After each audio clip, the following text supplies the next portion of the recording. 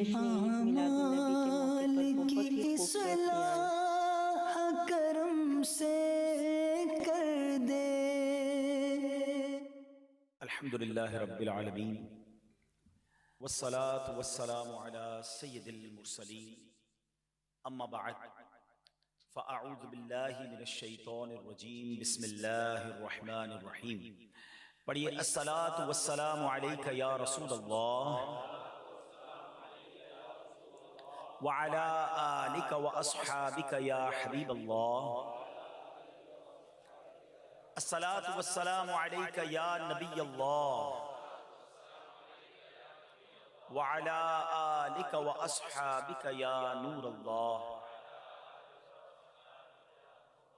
نثار تیری چہل پہل پر ہزاروں عیدیں ربیع الاول، نثار تیری چہل پہل پر ہزاروں عیدیں ربیع الاول، سوائے ابلیس کے جہاں میں سبھی تو خوشیاں منا رہے ہیں۔ جس طرف دیکھیے اس مہینے میں نبی پاک کا چرچا بلند ہو رہا ہے، کون سی مارکیٹ ہے، کون سا محلہ ہے، کون سی مسجد ہے، عاشقان رسول جہاں موجود ہیں وہ نبی پاک کا ذکر کر رہے ہیں، ان کی آمد کی خوشیاں منا رہے ہیں۔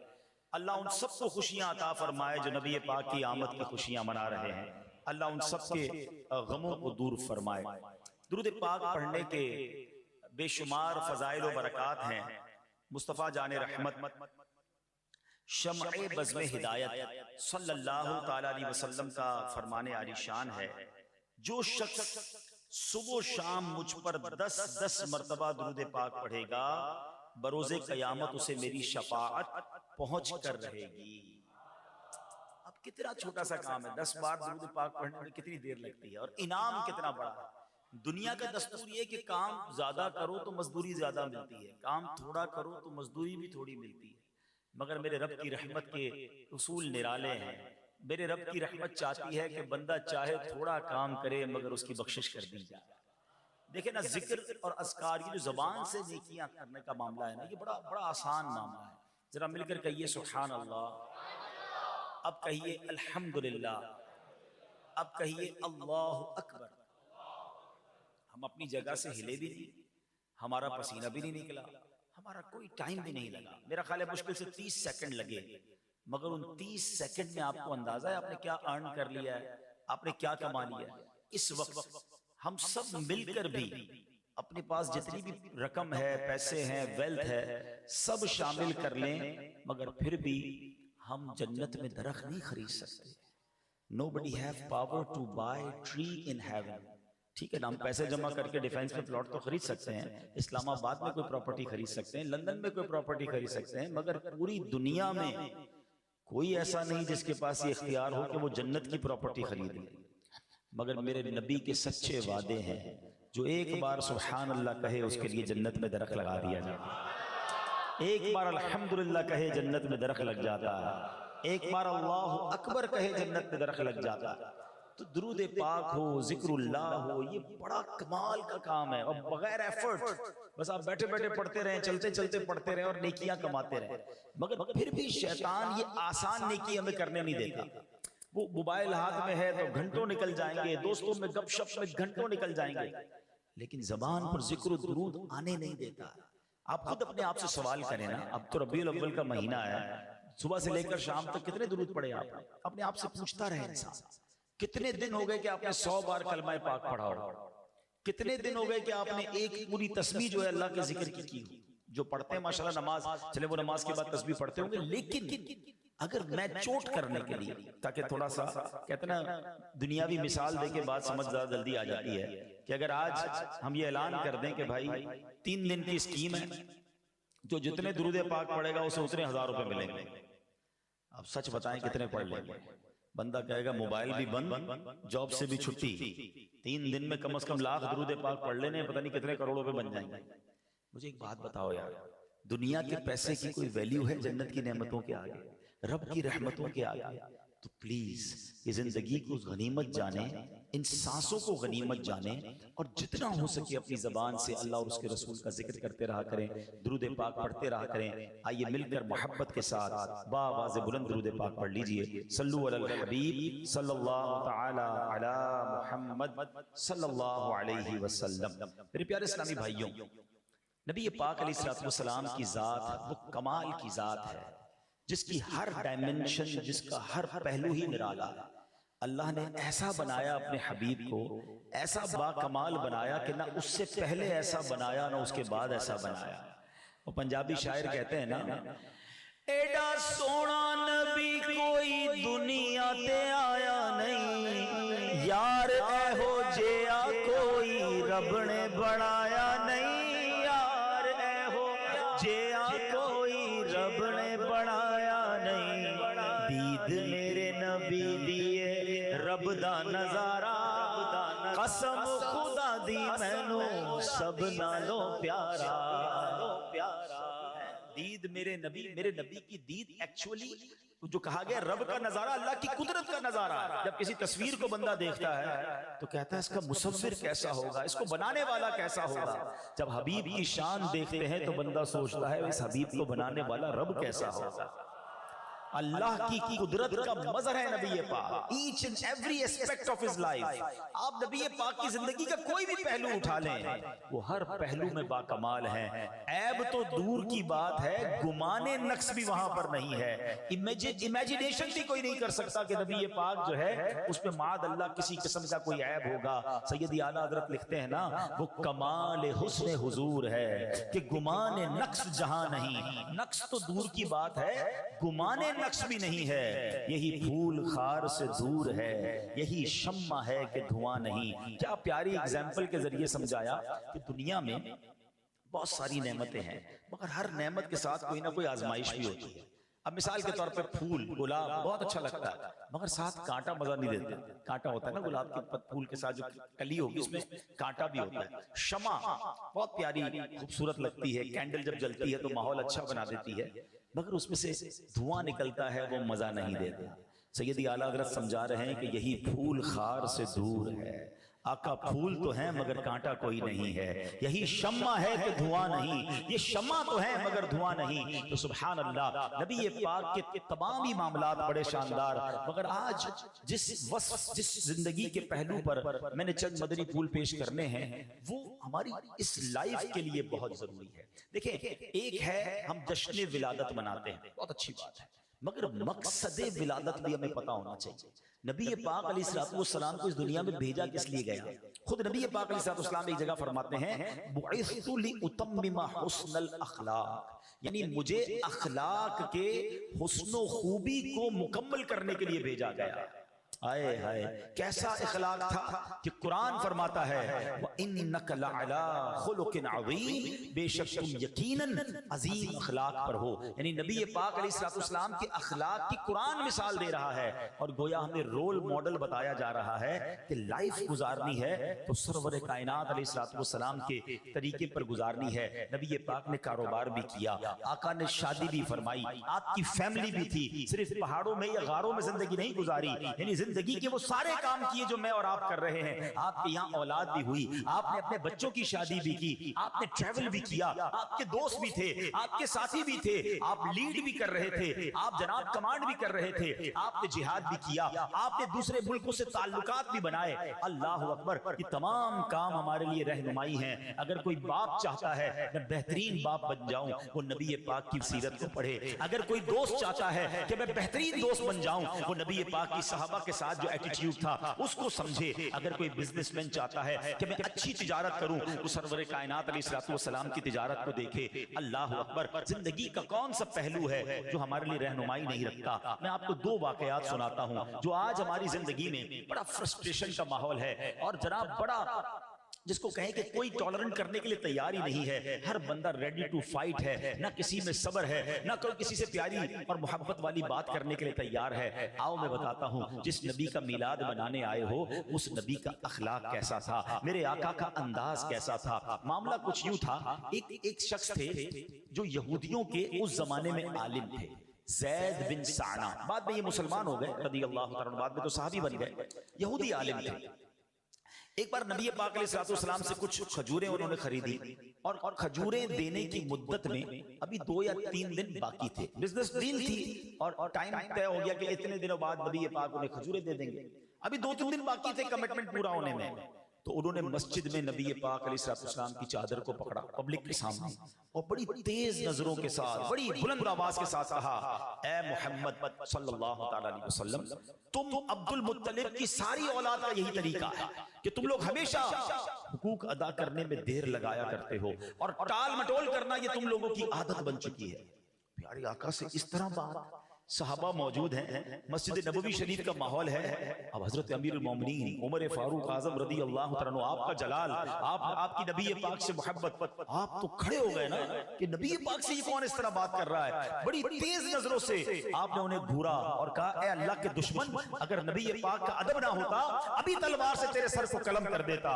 اللہ اکبر۔ اب نبی پاک کا ایٹیٹیوڈ کیا ہے ذرا تصور کرو، میں کہیں یا آپ کہیں جا رہے ہوں، ہمارے 4-5 دوست یا ہمارے باڈی گارڈ ہمارے ساتھ ہوں اور کوئی ہمارے ساتھ بدتمیزی کرے، اب ہم کیا کرتے ہیں کہ جناب اتنے سارے لوگ ہمارے ساتھ ہیں، اس کو تو سیدھا سبق سکھانا ہے۔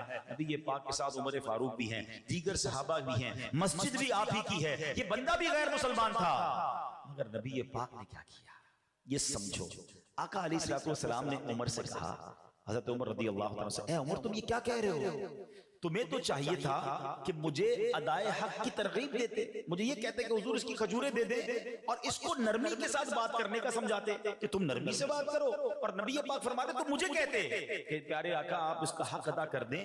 اللہ اکبر۔ اب نبی پاک نے حضرت عمر سے کیا کہا کہ اس کو اس کے حق کے برابر کھجوریں دے دو اور تھوڑی کھجوریں زیادہ بھی دے دو۔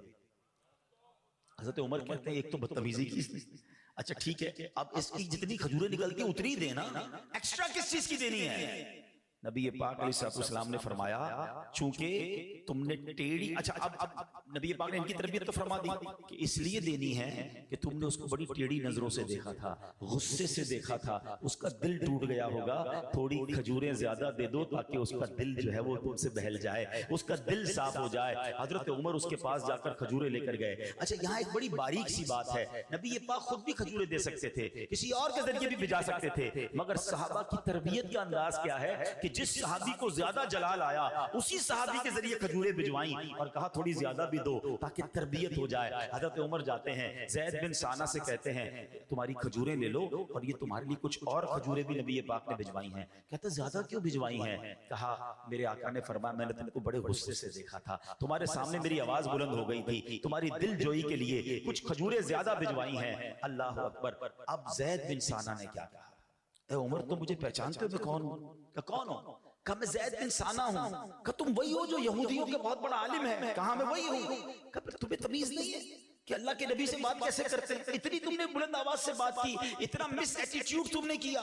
اب سنو زید بن ثانہ کیا کہتا ہے، وہ کہتے ہیں بات یہ ہے کہ میں نے اپنی کتابوں میں پڑھا ہے کہ جو آخری نبی ہوں گے ان میں 2 نشانیاں ہوں گی، ایک تو یہ ان کی نرمی غصے پر غالب رہے گی، اور دوسری یہ کہ جتنی جہالت کا برتاؤ کیا جائے گا اتنا حلم اور بردباری ان کا بڑھتا چلا جائے گا۔ اے عمر مجھے ٹیسٹ لینا تھا، مجھے پتا تھا کہ بڑوں سے اس طرح بات نہیں کی جاتی، مگر مجھے چیک کرنا تھا کہ جو ہماری آسمانی کتابوں میں آخری نبی کی نشانیاں ہیں یہ نشانیاں ان میں موجود ہیں کہ نہیں۔ اے عمر میں نے پہچان لیا ہے یہ اللہ کے آخری نبی، یہ سچے نبی ہیں۔ عمر سنو میں بہت مالدار آدمی ہوں اور میں نے اپنا آدھا مال نبی پاک کے قدموں میں قربان کر دیا، اسلام کے لیے وقف کرتا ہوں اور میں کلمہ پڑھتا ہوں اور گواہی دیتا ہوں کہ اللہ کے سوا کوئی معبود نہیں اور محمد الرسول اللہ کے رسول ہیں۔ اللہ اکبر۔ یہ ایک واقعہ کاش ہمیں سمجھ آ جائے۔ دیکھیں ٹٹ فور ٹیٹ، جیسے کو تیسا، اینٹ کا جواب پتھر سے۔ ارے اس نے میرے سامنے بدتمیزی کی، اب میں اس کو بتاتا ہوں میں کون ہوں۔ اس نے ایک گالی دی میں اس کو 7 گالیاں دوں گا، اس نے بدتمیزی کی اب اس کی اوقات یاد دلاؤں گا۔ یہ اسلام نہیں ہے۔ نبی پاک اور صحابہ یہاں بدلہ لیتے تو کیا زید بن ثانہ مسلمان ہوتے؟ آلویز آپ معاف کر کے دوست بنا سکتے ہیں، آپ بدلہ لے کے دوست نہیں بنا سکتے۔ بہت تھوڑی لائف ہے، 50 60 70 سال رہنا ہے، اگر اس میں بھی لڑائیاں ہی کرتے رہے، دشمن بناتے رہے تو زندگی کا لطف کیا رہے گا؟ ارے معاف کر دیا کرو، درگزر کر دیا کرو، دوست بنایا کرو، لائف تھوڑی ہے، لائف انجوائے کرو۔ لیکن آج حال یہ ہے فلاں بھائی سے بات نہیں ہے، فلاں بزنس مین سے میری بات بند ہے، اس رشتہ دار کے گھر میں نہیں جاتا، نہیں میں اس کی دعوت میں نہیں جاؤں گا۔ ارے زندگی کو شارٹ کیوں کرتے جا رہے ہو؟ اپنے معاملات کو کیوں کم کرتے جا رہے ہو؟ آقا کا یہ طریقہ نہیں تھا۔ اچھا نعت ہم سب پڑھتے ہیں، سلام اس پر کہ جس نے گالیاں سن کر دعائیں دی، سلام اس پر کہ جس نے خون کے پیاسوں کو قبائیں دی۔ آقا تو جانی دشمن کو معاف کر دیتے، ہم جناب ایک غلطی کسی کی معاف کرنے کے لیے تیار نہیں ہیں۔ ایک بار نبی پاک صلی اللہ علیہ وسلم کہیں آرام کر رہے تھے، ایک دشمن غیر مسلم معاذ اللہ نبی پاک پر معاذ اللہ قاتلانہ حملہ کرنے کے لیے تلوار لے کر آ گیا۔ کوئی گارڈ نہیں، نبی پاک کے ساتھ کوئی اس وقت صحابی بھی نہیں تھا، ہاتھ میں تلوار، نام تھا اس کا غورس۔ نبی پاک کے سامنے آ کے کھڑا ہو گیا، پیارے آقا کی مبارک آنکھیں کھلی، غورس بڑے تکبر میں کہتا ہے، اے محمد آج تمہیں مجھ سے کون بچائے گا؟ کیونکہ کوئی نہیں تھا، ہاتھ میں اس کے تلوار ہے۔ سبحان اللہ، نبی پاک نے ایک ہی لفظ کہا، اللہ۔ ادا کس کی زبان سے ہوا تھا؟ اللہ کے حبیب کی زبان سے۔ نام کس کا کہا؟ اللہ۔ اللہ اکبر، یہ لفظ کی ایسی ہیبت تاری ہوئی غورس پر کہ وہ لرزنے لگا، اس کے ہاتھ سے تلوار گر گئی۔ اب نبی پاک نے تلوار اٹھائی، کہا غورس اب تمہیں کون بچائے گا مجھ سے؟ اب تمہیں کون بچائے گا؟ اب ذرا سوچو، جو بندہ مارنے آیا ہے اب آپ کے ہاتھ میں تلوار آ گئی ہے۔ وہ کہتا ہے آپ تو کریم باپ کے کریم بیٹے ہیں، آپ تو معاف کرنے والے ہیں، غلطی ہو گئی مجھے معاف کر دیں۔ نبی پاک نے اسے معاف کیا، اپنی قوم میں جا کر کہتا ہے ایسی شخصیت سے مل کر آیا ہوں جو خون کے پیاسوں کو معاف کر دیتے ہیں۔ کلمہ پڑھ کر غورس بھی مسلمان ہو گئے۔ اسلام کی تاریخ بھری ہوئی ہے، whenever you see اسلام یہ مسکنسیپشن ہے اسلام کے بارے میں کہ اسلام تلوار کے زور پہ پھیلا ہے، نہیں جناب، اسلام جو ہے وہ معافی سے پھیلا، درگزر سے پھیلا، اسلام محبتوں سے پھیلا ہے۔ فتح مکہ کیا تھا؟ آپ نے کبھی اس کو اگر اسٹڈی کریں نا، اللہ اکبر، پہلے تو ذرا مکے والوں کا ظلم یاد کرو کہ نبی پاک کی راہ میں کانٹے بچھائے جاتے، پیارے آقا پر پتھر ان لوگوں نے برسائے، صحابہ کرام کو شہید کیا، نبی پاک کے صحابہ کو تپتی ریتوں پر لٹایا، کئی صحابہ کو زخمی کر دیا، اور پھر ایک وقت ایسا آیا کہ نبی پاک کو مکہ چھوڑنا پڑا۔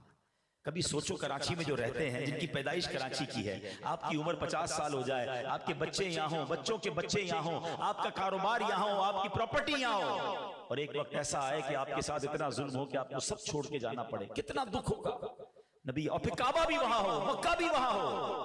نبی پاک جب مکے سے گئے تھے نا مدینے، بڑے افسردہ تھے، اور آپ نے ایک گھاٹی پر کھڑے ہو کر کعبے کی طرف اشارہ کر کے کہا تھا، اے کعبہ اگر مجھے مکے والے نہ نکالتے تو میں کبھی تجھے چھوڑ کے نہ جاتا۔ بڑے غمزدہ دل کے ساتھ، اور پھر وہ سفر بھی کتنا خوفناک، اور کتنا یہ سمجھے کہ دشمنوں کا خوف تھا کہ سیدنا ابوبکر صدیق کو لے کر اکیلے ٹریول کیا تھا نبی پاک نے، غار ثور میں 3 دن 3 راتیں گزاری، اور راستہ بدل کے نبی پاک جو ہے وہ مدینے پہنچے تھے۔ مگر صرف 8 سال کے اندر اللہ نے اسلام کو وہ طاقت دی کہ وہی آقا علیہ السلام جو اپنے صحابہ کو پہلے خاموشی سے مدینے پہنچنے کی آپ نے تلقین کی تھی، اب 10,000 کا لشکر لے کر مکے آ رہے ہیں، اور سبحان اللہ بغیر جنگ کے مکہ فتح ہو گیا۔ اب وہ سارے دشمن سامنے کھڑے تھے جنہوں نے صحابہ کو شہید کیا تھا، نبی پاک کے بچوں کو رلایا تھا، خود نبی پاک کے بارے میں بہت بری باتیں کہی تھی، اور مکہ چھوڑنے پر مجبور کیا تھا۔ وہ سارے سمجھتے تھے کہ آج ہماری بوٹی کر دی جائے گی، مگر جب نبی پاک علیہ السلام نے پوچھا کہ بتاؤ کہ آج تمہیں معلوم ہے میں تمہارے ساتھ کیا معاملہ کرنے والا، تو سب اور کانپنے لگے کہ آج تو گئے سب کے سر قلم ہوں گے، مگر بڑے لرزتے ہوئے ان مکے والوں نے کہا تھا، آپ تو بڑے کرم والے ہیں، آپ تو بڑے کریم ہیں، آپ تو معاف کرنے والے ہیں۔ نبی پاک نے جواب دیا، آقا نے فرمایا لا تثریب علیکم اليوم فاذهبوا انتم الطلقاء، آج تم پر کوئی الزام نہیں، جاؤ تم سارے کے سارے آزاد ہو۔ عام معافی دے دی۔ اچھا یہاں تک واقعہ سب نے سنا ہے، اس واقعے کے بعد ٹرن آؤٹ کیا ہوا، رزلٹ کیا آیا، ذرا سمجھیے گا. لاجیکلی ایک بات سمجھانا چاہتا ہوں. مکہ فتح ہوا ہے 8 ہجری میں، ٹھیک ہے. کتنے مسلمان تھے؟ 10,000 مسلمان مدینے سے لشکر کے طور پر آئے تھے. کچھ عورتیں مدینے میں ہوں گی، وہاں بھی 10,000 آپ کاؤنٹ کر لو. تو all together in all around the world 20-25 ہزار سے زیادہ مسلمان نہیں ہیں. مگر ادھر معافی کا اعلان ہوا، وہ زاروں کتار رونے لگے. ان کو خیال ہی نہیں تھا کہ ہم معاف کیے جائیں گے. ہم نے تو ان کے بچوں کو، ان کے صحابہ کو شہید کیا، ہم نے ان کی عورتوں کے ساتھ بدتمیزی کی، ہم نے ان کے ساتھ بڑا ظلم کیا، ان کی پراپرٹی پر قبضہ کر لیا، یہ آج ہمیں کیسے چھوڑیں گے؟ مگر جب نبی پاک نے معاف کیا نا تو اہل مکہ زاروں کتار رونے لگے اور ہزاروں کی تعداد میں لوگ کلمہ پڑھ کر مسلمان ہو گئے. اچھا، اس کا رزلٹ کیا آیا؟ حجت الوداع کب ہوا ہے؟ دیکھو میں آپ کو چلے چھوٹی سی اسلام کی ہسٹری سمجھو. اسلام کس گریجولی انداز سے آگے بڑھا ہے. اسلام جب نبی پاک علیہ السلام مکے سے مدینے گئے نا تو تقریباً 70-80 صحابہ ہجرت کر کے گئے تھے. وہاں پہلے سے کچھ صحابہ موجود تھے. 2 ہجری میں غزوہ بدر ہوتا ہے. کتنے صحابہ تھے؟ سب کو بدر والوں کی تعداد یاد ہوگی، 313. یاد ہے نا؟ 2 ہجری ہجرت کر کے گئے اور آفٹر 2 ایئرز اونلی. اور اس وقت نبی پاک نے بدر کے میدان میں ایک جملہ کہا تھا دعا کرتے ہوئے کہ یا اللہ اگر آج یہ مارے گئے تو تیرا نام لینے والا دنیا میں کوئی نہیں ہوگا. اس کا مطلب پوری دنیا میں 313 صحابہ بدر میں تھے، کچھ خواتین ہوں گی. آل ٹوگیدر موٹا حساب کر لو 600-700 لوگ دنیا میں مسلمان تھے. ہجری کون سی ہے؟ 2. 3 ہجری میں ہوتا ہے غزوہ احد، وہاں 700 مسلمان احد کے میدان میں ہیں. 300 سے تعداد کہاں پہنچی؟ 700 تک. پھر اس کے بعد آگے چلیں، 6 ہجری میں صلح حدیبیہ ہوتا ہے. جب مسلمان مدینے سے مکہ عمرہ کرنے گئے تھے، 1400 کا نبی پاک لشکر لے کر آئے تھے. 700 سے تعداد کہاں پہنچی؟ 1400. کتنی سلو گروتھ ہے، سمجھ رہے ہو آپ؟ نبی پاک نے اعلان نبوت کب کیا ہے؟ 40 سال کی عمر میں. تھوڑا میرے ساتھ رہو نا تو سیکھ لوگے بات کو. کتنے سال کی عمر میں کیا؟ 40 سال کی عمر میں. مکے کب گئے تھے؟ 53 سال کی عمر میں. 13 سال کی تبلیغ کے بعد 70-80-100 مسلمان ہوئے. 2 ہجری اور ملا لیں، 13 اور 2 کتنے ہو گئے؟ 15 سال میں بدر ہوتا ہے. بدر میں کتنے تھے؟ 313. اب جناب آگے جا کے 6 ہجری میں ہو رہا ہے صلح حدیبیہ. کتنے ہو گئے؟ 1400. 6 اور 13 سال مکے والے، 19 سال کی تبلیغ ہے. اور مسلمان کتنے ہوئے؟ 1400. سمجھ رہے ہو تبلیغ کون کر رہا ہے؟ رب کے حبیب. کتنی تکلیفیں اٹھائیں. اور اب 8 ہجری میں، اچھا صلح حدیبیہ میرا موضوع نہیں ہے، ورنہ جنہوں نے پڑھا ہے وہ میرا جملہ پک کر لیں گے.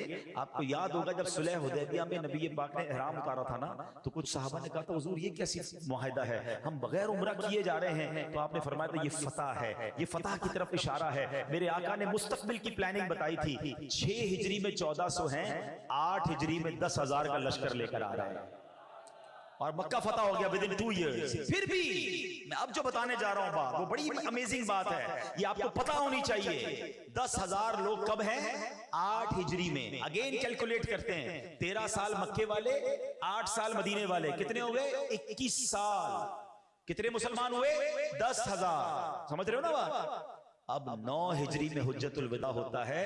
عرفات کے میدان میں 1,24,000 صحابہ موجود ہیں. اذا جاء نصر اللہ والفتح ورأیت الناس يدخلون فی دین اللہ افواجا. رب نے قرآن میں اب نبی کو بشارت دے دی تھی کہ ایک وقت آئے گا کہ فوج در فوج لوگ مسلمان ہوں گے. یہ فتح مکہ کا رزلٹ تھا کہ نبی پاک نے بدلہ نہیں لیا، ان کے سر قلم نہیں کیے. اگر وہاں سر قلم کیے جاتے وہ مکے کے سارے لوگ دشمن بنتے، ان کی اولاد بدلہ لیتی، مسلمان جنگ میں لگے رہتے. آقا نے سب کو معاف کیا. 1 سال کے اندر 10,000 کا فگر جو ہے وہ 1,24,000 تک پہنچ گیا.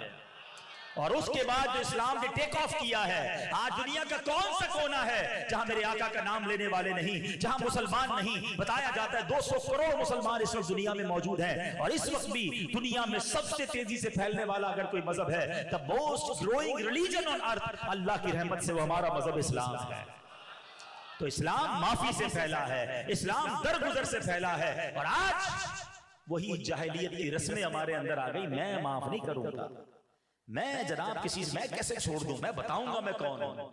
واقعی یہ وہ غلطی کر رہے ہیں ہم نبی پاک کو بھی ناراض کرتے ہیں، اللہ کو بھی ناراض کرتے ہیں کہ جب ہم بدلہ لینے کی بات کرتے ہیں، ہم دشمنی کی بات کرتے ہیں، ہم چھوٹی غلطی بھی کسی کی معاف نہیں کرتے، ہمارا ملازم غلطی کرے اس کو گالیاں نکالتے ہیں، اس کو برا بھلا کہتے ہیں، ارے وہ انسان ہے، ہو گئی غلطی کبھی معاف بھی کر دیا کرو، ہر غلطی کی سزا نہیں ہوتی، بیوی سے غلطی ہو جائے اس کو گالیاں دیتے ہیں، بچوں سے غلطی ہو جائے بعض اوقات اس پر زیادتی کرتے ہیں، ایسا نہ کرو اے میرے پیارے اسلامی بھائیوں، اللہ معاف کرنے والا ہے اور معافی کو پسند کرتا ہے، ہم سب یہ چاہتے ہیں کہ اللہ ہم سب کو معاف کر دے، ہیں یہ چاہتے ہو نا، کبھی کیا دعا کرتے ہو، اے اللہ میری سارے گناہ معاف کر دے، تم نے کسی کو معاف کیا ہے؟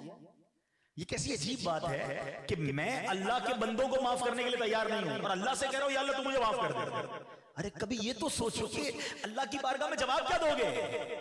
مزہ یہ ہے کہ تم رب سے یوں دعا کرو کہ اے اللہ میں نے تیرے سارے بندوں کو معاف کر دیا، اے میرے مولا تو بھی مجھے معاف کر دے، میں بے بندہ ہو کر میرے بندوں کو معاف کیا، دکھایا میرا دل لوگوں نے، ستایا مجھے، تکلیف دی، مگر مولا تجھے معافی بڑی پسند ہے، میں نے تیرے سارے بندوں کو معاف کیا، اب ایک کریم تو بھی مجھے معاف کر دے، یہ ریلیونٹ معافی بنتی ہے نا، مگر آج دلوں میں کدورتیں، دلوں میں دشمنیاں، اور اللہ سے معافی مانگ رہے ہیں۔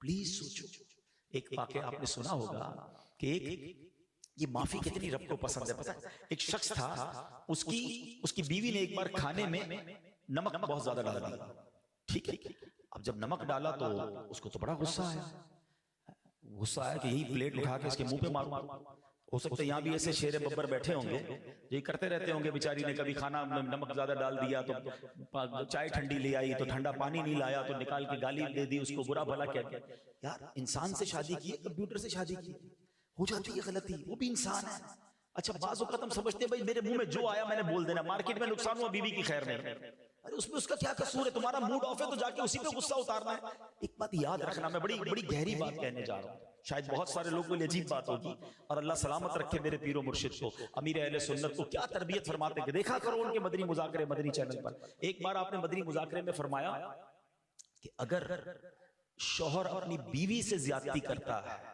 تو اس کو اپنی بیوی سے معافی مانگنی پڑے گی، باپ اپنے بیٹے سے اگر زیادتی کرتا ہے، بیٹے کو تو کہا جاتا ہے باپ کا حق مانو، اچھی بات ہے، مگر باپ کو بھی یہ اجازت نہیں ہے کہ وہ بیٹے پر ظلم کرے، اس کو بیٹے سے معافی مانگنی پڑے گی۔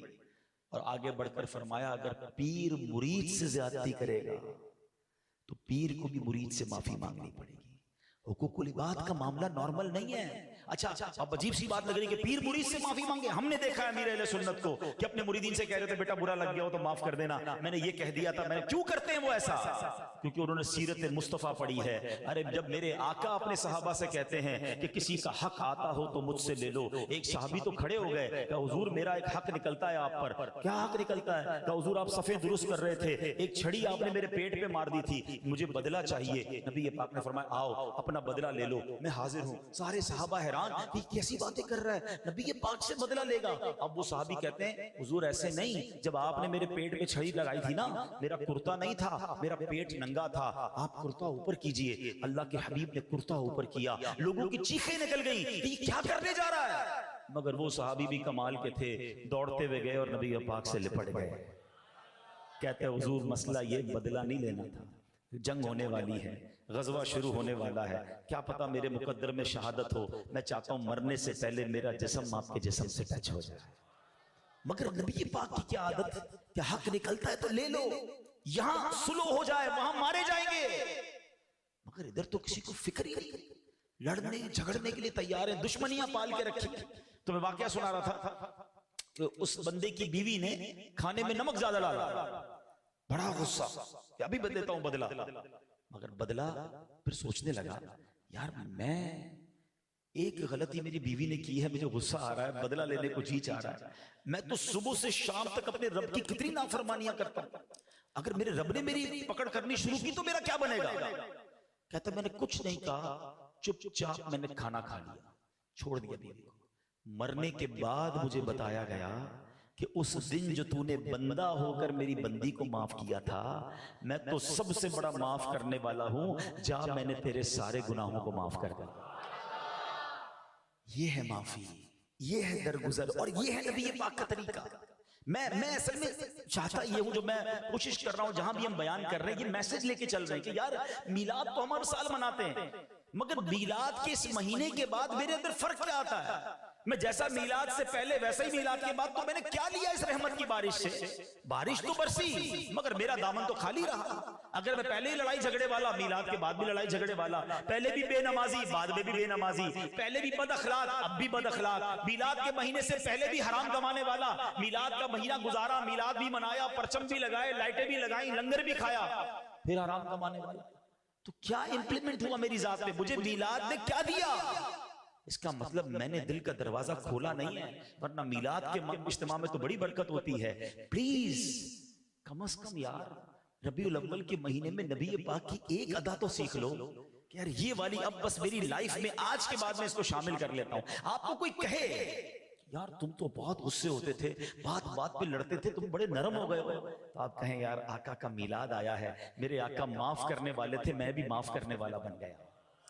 یار تم فجر بھی پڑھنے لگ گئے، ساری نمازیں پڑھنے لگ گئے، تو آپ جواب دیں کہ بس نبی پاک کا میلاد آیا اور آقا نے فرمایا جعلت قرۃ عینی فی الصلاۃ، نماز میں میری آنکھوں کی ٹھنڈک ہے۔ نبی پاک کا برتھ ڈے تھا، گفٹ بھی تو دینا تھا نا، میں نے آقا کو نماز کا تحفہ دیا، میں 5 وقت کا نمازی بن گیا۔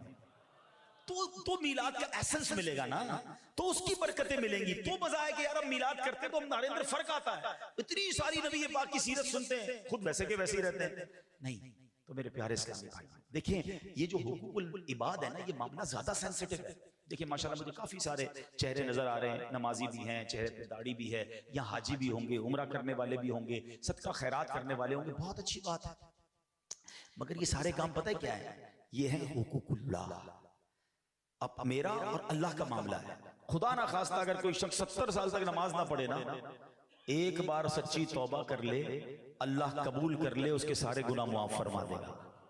لیکن بندوں سے جو معاملہ ہے نا وہ زیادہ سینسٹیو ہے، کیونکہ اگر کسی کا دل دکھایا نا، کسی کے ساتھ زیادتی کی، تو جب تک بندہ معاف نہیں کرے گا رب بھی معاف نہیں فرمائے گا۔ آپ سوچیے، ہم بعض اوقات نماز میں پنکچوئل ہوتے ہیں، حج بھی کر رہے ہوتے ہیں، روزے بھی رکھ رہے ہوتے ہیں، لیکن لوگوں کے ساتھ برتاؤ ٹھیک نہیں ہوتا، فیملی کے ساتھ برتاؤ ٹھیک نہیں ہوتا، کسی کے ساتھ نرمی سے بات نہیں کر رہے ہوتے۔ یہ نہ کریں۔ یہاں تو بندہ کہتا ہے جو کرنا ہے کر لے، میرے آگے کوئی نہیں بول سکتا، مجھ سے کون پیسے وصول کر سکتا ہے، جو تیرے سے ہو سکتا ہے کر لے۔ یہ جملے بولا نہ کرو۔ ہاں ٹھیک ہے، وہ غریب جو ہے نا کچھ کر نہیں سکتا، مگر ایک کام کر سکتا ہے کہ اللہ کو مدد کے لیے پکار سکتا ہے، اور ظالم کی گریبان پر مظلوم کا ہاتھ ہوتا ہے جب رب عز و جل اس سے انتقام لیتا ہے۔ میں پنجاب میں پچھلے دنوں گیا، ایک جملہ سنا، مجھے تو کپ کپی آ گئی۔ پنجابی لوگ ایک بڑا پیارا جملہ کہتے ہیں مضبوط آدمی سے نہ ڈرو، ماڑے آدمی سے ڈرو۔ مطلب ماڑا کہتے ہیں کمزور کو۔ تو میں حیران، میں نے کہا اس کا کیا مطلب؟ کہتے ہیں ماڑا جب ہاتھ اٹھاتا ہے نا، جب فریاد کرتا ہے نا، تو وہ عرش تک جاتی ہے۔ جب کوئی کسی کمزور کو دباتا ہے نا، تو پھر اس کے ساتھ رب کی طاقت اور رب کی قدرت ہوتی ہے۔ تو یہ نہ کہو کسی کو کہ تم میرا کچھ نہیں کر سکتے، وہ بہت کچھ کر سکتا ہے۔ زندگی میں ایک فارمولہ یاد رکھنا، دعائیں لینا، ہائے مت لینا۔ اگر آپ کو فیل ہو نا کبھی زندگی میں یار چلتا کاروبار ڈسٹرب ہو رہا ہے، بڑی اچھی صحت تھی گڑبڑ ہو رہی ہے، فیملی میں بڑا پیار تھا لڑائی جھگڑے شروع ہو گئے، تو چیک کرو کسی کی ہائے تو نہیں لینی، کیونکہ تنگ کرو گے نا کسی کو اور اس نے اللہ کو پکار دیا تو پھر اس کی لاٹھی بے آواز ہے، پھر تباہ برباد ہونے میں ظالم کو دیر نہیں لگتی۔ پلیز ٹرائی ٹو انڈرسٹینڈ حقوق العباد، یہ بڑا سینسٹیو معاملہ ہے۔ دنیا میں کسی کا دل اگر دکھا دیا ہے، کسی کا مال آپ کے پاس آ گیا ہے، کسی کی پراپرٹی آپ کے پاس ہے، یا کوئی بھی حق ہے، ادھر معاف کروا لو، ادھر دے دو اسے، قیامت کے دن تو مارے جائیں گے، پکڑے جائیں گے۔ تو آج میں نے نبی پاک کی جو معافی اور درگزر کے آپ کو واقعات سنائے، اے میلاد منانے والوں اپنی ذات میں معافی اور درگزر لے آؤ، پھر دیکھو جب آپ بندوں کو معاف کرنے لگو گے نا، بندوں کو معاف کر کے پھر رب سے کہو گے نا کہ یا اللہ میں نے بندہ ہو کر تیرے بندوں کو معاف کر دیا، اے میرے کریم تو بھی مجھے معاف کر دے، پھر وہ رب کریم بھی ہمیں معاف فرمائے گا۔ اللہ کرے کہ آج کے اس بیان کی برکت سے ہمارے اندر جو یہ غصہ، فرسٹریشن، انتقام کی آگ جلتی رہتی ہے، ہر کسی کسی سے بدلہ لینا ہے، چھوڑنا نہیں ہے، نہیں میرے بھائی یہ اسلام نہیں ہے، میرا بھائی ہے، میرے آقا کا امتی ہے، کلمہ پڑھنے والا ہے، یار انسان ہے، ہو گئی غلطی اس سے معاف کر دو۔ اب پتہ ہے بعض اوقات ایک غصہ، ایک بدلے کی وجہ سے بھائی دور بیٹھے ہوئے ہیں، بھائی بہن کے گھر نہیں جا رہا، بہن بھائی کے گھر نہیں آ رہی، ارے بلکہ میاں بیوی میں صرف یہ جھگڑا ہے کہ وہ معافی مانگے تو میں گھر جاؤں گی، اور شوہر کہتا ہے وہ معافی مانگے تو وہ میں اس کو گھر پہ لے کر آؤں گا۔ اچھا دونوں ایک دوسرے کو یاد بھی بڑا کر رہے ہیں، مگر ایک بیچ کی سوری ہے جو کرنے کے لیے دونوں میں سے کوئی تیار نہیں۔ ارے تم آگے بڑھ جاؤ، تم معافی مانگ لو۔ ہماری میمنی میں ایک بڑا پیارا جملہ بولا جاتا ہے کہ جو نمیوں وہ اللہ کے گمیوں، آپ جھک جاؤ، آپ معافی مانگ لو اور آپ دوستی کر لو، انشاءاللہ اس کی برکت آپ کو ملے گی۔ معافی مانگنے سے کوئی چھوٹا نہیں ہوتا، معاف کر دو، درگزر کرو، اللہ تمہیں معاف فرمائے گا۔ الحمدللہ ایسی پیاری باتیں دعوت اسلامی کے ماحول میں سکھائی جاتی ہیں، آپ اس ماحول سے وابستہ رہیں، اور مدنی چینل اگر دیکھتے رہیں گے تو اس طرح کے مزید پروگرام سنیں گے تو ہمارے اندر بھی انشاءاللہ فرق آنا شروع ہو جائے گا۔ دعوت اسلامی کا مرکز فیضان مدینہ پرانی سبزی منڈی کے پاس جیل چورنگی سے جو آگے جاتے ہیں، ہر جمعرات پروگرام ہوتا ہے، سیٹرڈے پروگرام ہوتا ہے، کبھی کبھی وقت نکال کر وہاں بھی آیا کریں۔ صلو علی الحبیب۔